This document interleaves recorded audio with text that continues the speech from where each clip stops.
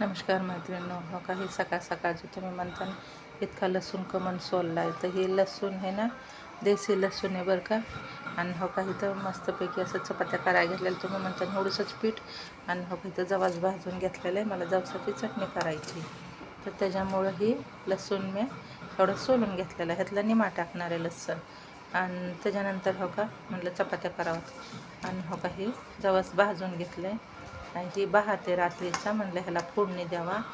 आणि हो काही इथं कांदा आणि ही मिरची घेतलेली भातासाठी फोडणी द्यायला. आणि हो काही मिरच्या आणि ही लसूण कढी करायसाठी घेतलेला आहे. आणि हो का ही आहे तर ही त्या ह्याच्यामध्ये टाकायची. आणि चपात्या एवढ्या करून घेतल्या.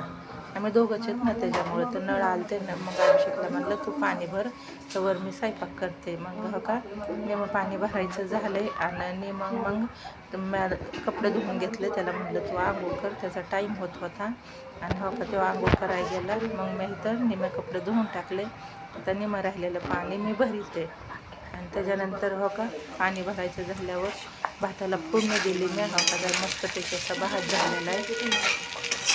रात्रीचा भात होता त्याच्यामुळं म्हणलं फिकून कसं द्यावं. आणि हो का इकडं मस्तपैकी ही कढी पण केलेली, हिरवी मिरची लसूण वाटून कढी केलेली. कढीपत्ता पण टाकला, कोथिंबीर नव्हती त्याच्यामुळं नाही, काय कोथिंबीर नाही टाकली मैत्रिणीनं.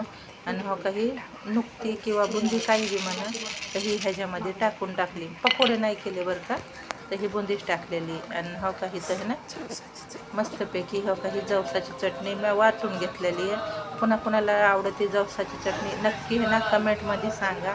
आणि सबस्क्राईब जरूर करा मैत्रिणींनो. चला मग व्हिडिओ आवडला तर लाईक करा. बाय.